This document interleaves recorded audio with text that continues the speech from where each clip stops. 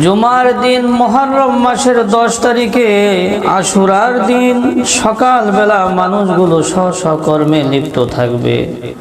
হঠাৎ করে সকলে একটা আওয়াজ শুনতে পাবে। আওয়াজটা এমন হবে যে সব জায়গায় থেকে সব মানুষগুলো আওয়াজটা সমানভাবে শুনতে পাবে। সেটাই হলো ইসরাফিল আলাইহিস সালাতু ওয়াস সালামের সিংহায় ফুৎকার। শহরের মানুষগুলো ভাববে এই আওয়াজ মনে হয় শহরেই, চলো চলো আমরা সকলে ময়দানে যাই, গ্রামে চলে যাই। মনে হয় এই আওয়াজগুলো গ্রামে হবে না। এদিকে গ্রামের মানুষগুলো ভাববে, মাঠে খামারে যারা কাজ করতেছে তারা ভাববে এই আওয়াজগুলো মনে হয় গ্রামগঞ্জেই রয়েছে, খালি মাঠে রয়েছে, চলো আমরা শহরে চলে যাই। মনে হয় ওখানে এই আওয়াজ হবে না। কিন্তু গেলে কি লাভ হবে? সব জায়গায় থেকে আওয়াজটা সমানভাবে শোনা যাবে। যেখানে মানুষ যাবে সব জায়গায় থেকে আওয়াজটা সমানভাবে শোনা যাবে। বলে আওয়াজটা প্রথমে একটু শ্রুতি মধুর হবে, এরপর আওয়াজটা আস্তে আস্তে আস্তে আস্তে বাড়তে থাকবে।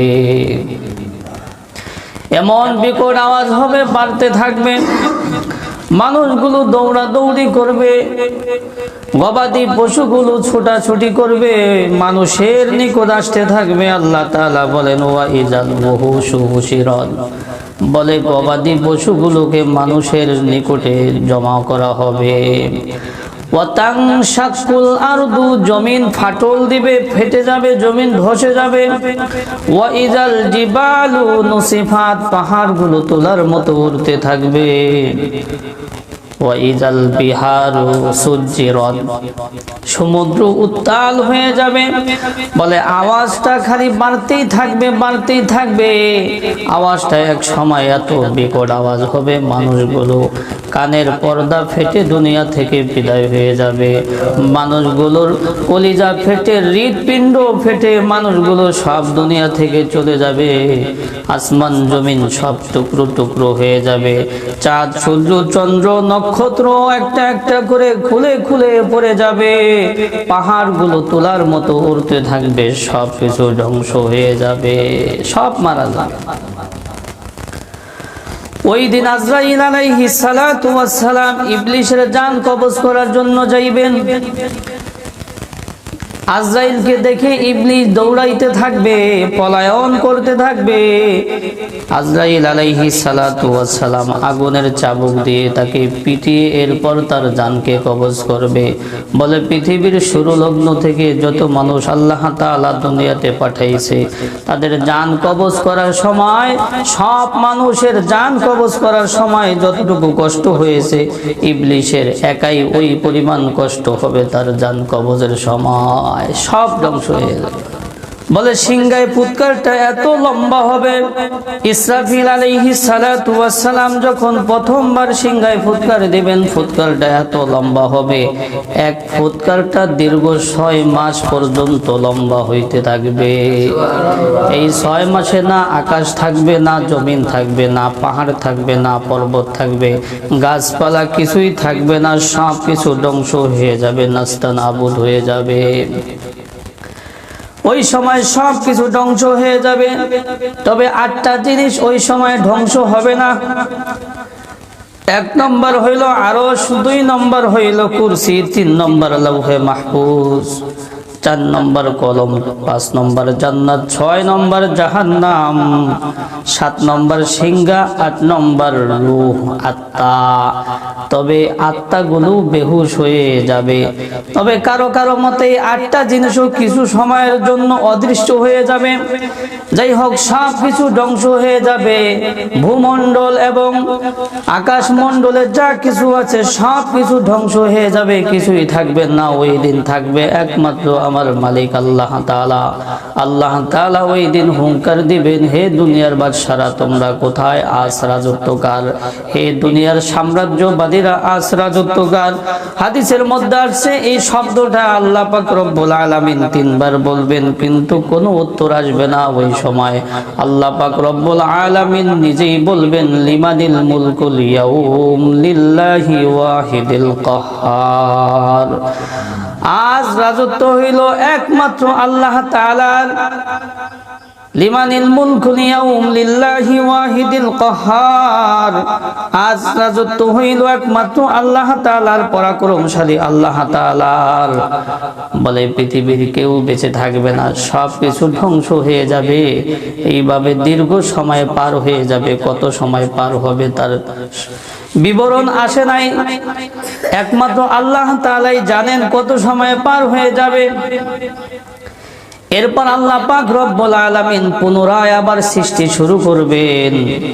সবকিছু ধ্বংস হয়ে যাওয়ার পরে পুনরায় আল্লাহ তাআলা সৃষ্টি শুরু করবেন, নতুন করে সৃষ্টি শুরু করবেন। প্রথমে আসমান সৃষ্টি করবেন, জমিন সৃষ্টি করবেন, ফেরেশতাদেরকে সৃষ্টি করবেন। এরপর মানুষের মেরুদণ্ডের হাড় প্রথমে সৃষ্টি করবেন। মেরুদণ্ডের হাড় সৃষ্টি করে আল্লাহ পাক রব্বুল আলামিন হাড়ের সাথে মাংস, পিণ্ড, রক্ত, বাকি অঙ্গ প্রত্যঙ্গগুলো সৃষ্টি করবেন। এরপর আল্লাহ পাক রব্বুল আলামিন সমস্ত রূহগুলোকে ইসরাফিল আলাইহিস সালাতু ওয়াস সালামের সিংহের মধ্যে ঢুকায়া ইসরাফিল আলাইহিস সালাতু ওয়াস সালামকে বলবে, জোরে ফুৎকার মারো। জোরে ফুৎকার মারবে ইসরাফিল আলাইহিস সালাতু ওয়াস সালাম। আল্লাহ পাক রব্বুল আলামিন বলবেন, আমার মর্যাদার শপথ, কোন রূহ তার দেহের মধ্যে প্রবেশ করতে আজকে ভুল করবে না। সব রূহগুলো শরীরে প্রবেশ করবে। বলে ইসরাফিল আলাইহিস সালাতু ওয়াস সালামের সিংহায় এতগুলো ছিদ্র থাকবে। পৃথিবীর শুরু লগ্ন থেকে কিয়ামত পর্যন্ত যত মানুষ আসবে, প্রত্যেকটা মানুষের একটা রূহ আছে, ঠিক না? বলে রূহুর সংখ্যার পরিমাণ যত ইসরাফিল আলাইহিস সালাতু ওয়াস সালামের তার সিংহার ছিদ্রগুলো থাকবে ওই পরিমাণ। তাহলে সিংহা কত বড় হবে? সিংহা কত বড় হবে? বলে যত মানুষ রয়েছে, যত মানুষের রূহ রয়েছে, রূহুর সংখ্যা পরিমাণ ইসরাফিল আলাইহিস সালাতু ওয়াস সালামের সিংহায় ছিদ্র থাকবে। ইসরাফিল আলাইহিস সালাতু ওয়াস সালাম সিংহায় ফুৎকার দেওয়ার সাথে সাথে ওই রূহগুলো পাখি যেমনি ভাবে তাদের নিড়ে যায়, বাসার মধ্যে যায়, পঙ্গপালের মতো ওই রূহগুলো নিজ নিজ শরীরের মধ্যে প্রবেশ করবে। একটাও বাইরে থাকবে না, সব কি ভিতরে প্রবেশ করবে। এই হলো দ্বিতীয় ফুৎকার। দ্বিতীয় ফুৎকার। প্রথম ফুৎকারে কি হয়ে গেছে? কিয়ামত হয়ে গেছে। দ্বিতীয় ফুৎকারে সব জীবিত হয়ে যাবে, মানে রূহগুলো দেহের মধ্যে দেওয়া হবে। রূহ যখন দেওয়া হবে, আল্লাহ পাক রব্বুল আলামিনের পর মানুষগুলোকে আবার জমিন থেকে উঠাইবেন। আল্লাহ পাক রব্বুল আলামিন ইসরাফিল আলাইহিস সালাতু ওয়াস সালামকে আবার সিংহায় ফুৎকার দিতে বলবেন। ইসরাফিল আলাইহিস সালাতু ওয়াস সালাম সিংহায় ফুৎকার দিলে মানুষগুলো ঘাসের মতো এইভাবে গজায় উঠবে। মানুষের দেহের কিছু থাকবে না, উলঙ্গ থাকবে। আল্লাহ পাক রব্বুল আলামিন বলেন, কামা বাদানা আউওয়ালা খালকিন নুঈদু। আমি মানুষগুলোকে যেভাবে প্রথমবার সৃষ্টি করেছি আমি ওইভাবে সৃষ্টি করব, ওইভাবে সৃষ্টি করে মানুষগুলোকে উঠাইব। অর্থাৎ নগ্ন, উলঙ্গ, খাতনাবিহীন, লোমবিহীন, তবে মাথার চুল এবং দাঁত থাকবে, মাথার চুল এবং দাঁত থাকবে।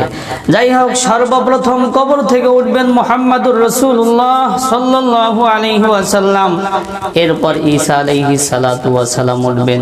এরপর সকল নবীগণ, মুমিনগণ, নেককার শহীদগণ। এরপর সর্বশেষ কবর থেকে উঠবে হলো কাফের মুশরিকরা। সকলেই কবর থেকে উঠে যাবে তৃতীয় ফুৎকার দিলে। তৃতীয় ফুৎকার দিলে সকলেই কবর থেকে উঠে যাবে। হযরতে আবু বকর রাদিয়াল্লাহু তাআলা আনহু এবং হযরতে ওমর রাদিয়াল্লাহু তাআলা আনহু রাসূলুল্লাহ সাল্লাল্লাহু আলাইহি ওয়াসাল্লাম এবং ঈসা আলাইহিস সালাতু ওয়াস সালামের মাঝে থাকবেন। আর প্রত্যেক উম্মতগুলো তাদের স্ব নবীর নিকটে থাকবেন। সকলেই উঠে যাবে, হাসরের ময়দান কায়েম হয়ে যাবে। হাসরের ময়দান কি? হাসরের ময়দান কায়েম হয়ে যাবে। মানুষগুলো থরথর করে কাঁপতে থাকবে। প্রশ্ন হয়, মানুষগুলো উলঙ্গ হয়ে উঠবে, একজন কি আর আরেকজনের দিকে তাকাবে না, তাকানোর সুযোগই পাবে না। এমন ভয়, আকাশ থেকে গুরুম গুরুম শব্দ আসবে, বিদ্যুৎ চমকাইতে থাকবে, মানুষগুলোর দৃষ্টি আকাশের দিকে থাকবে। যদি কারো দৃষ্টি নিচের দিকে থাকে তাইলে কাম ভাব সৃষ্টি হবে না, যে একটা শাহওয়াত এটাও সৃষ্টি হবে না, কারণ ওই দিন খুবই কঠিন একটা পরিস্থিতি হবে। আল্লাহ পাক রব্বুল আলামিন বলেন, ইয়াউমা ইয়াফিরুল মারউ মিন আখিহি ওয়া উম্মিহি ওয়া আবি ওয়া সাহিবাতিহি ওয়া বানি লিকুল্লি ইমরিইম মিনহুম ইয়াউমা ইযিন শাআনুন ইউগনি। আল্লাহ পাক রব্বুল আলামিন বলেন, ওদিন মানুষগুলো তার ভাই থেকে পলায়ন করবে, মা ছেলে থেকে পলায়ন করবে, ছেলে মা থেকে পলায়ন করবে, কেউ কাউকে পরিচয় দিতে চাবে না, প্রত্যেকেই নিজেকে নিয়ে ব্যস্ত হয়ে যাবে। কিভাবে নিজেকে বাঁচাইবে, কিভাবে নিজেকে বাঁচাইবে, আবার তাকানোর সুযোগ আছে কিনা?